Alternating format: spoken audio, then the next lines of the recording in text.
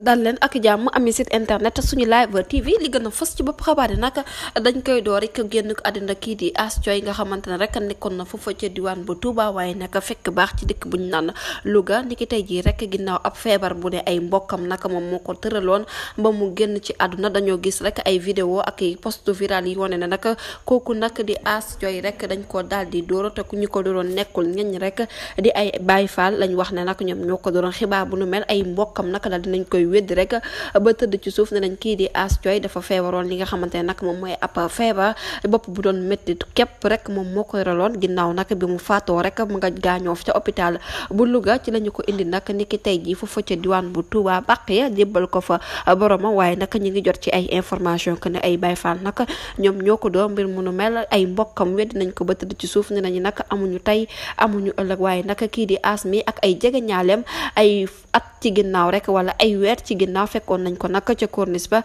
ginnaaw bi sëriñ bi joxe woon ndigal rek ñu appliqué nag yenn mesures yi foofu ci dëkk bu sell ba di Touba ay Baye Fall ñëwoon nañ fa nag di def comme genre sensibilisation waaye amul benn yoon foo xamante ne rek xeex na fa ak ñoom wala mu xëccoo fa ak ñoom ba ñu door ko ay kóor ay mbokkam nag ña ngay dakkal bu baax nag yooyu le tuuma ñu daal di koy jël teg ko nag ci génn ko àddina seen doom ji di wuyoo ci turu Ass Thioye ñoom nag la ñu daal di xam ne rek moo di ne kii dafa feebaroon képp moo ko yóbbu moo tax nag ñu daal di koy jébbal suñu borom amul benn yoon boo xamante ne rek ay Baye Fall taqee nañ ci mbir mu nu mel ñu ngay sàkku nag képp ku ko mën a ñaanal rek nga ñaanal ko te bañ a wax nag génn ko àddina googu nag ay Baye Fall ñoom ñoo ko daal di waral du ñàkk rek dinañ ci ñëwaat ci yeneen i jotaay xabaar jërë ngeen jëf ci teewlu bi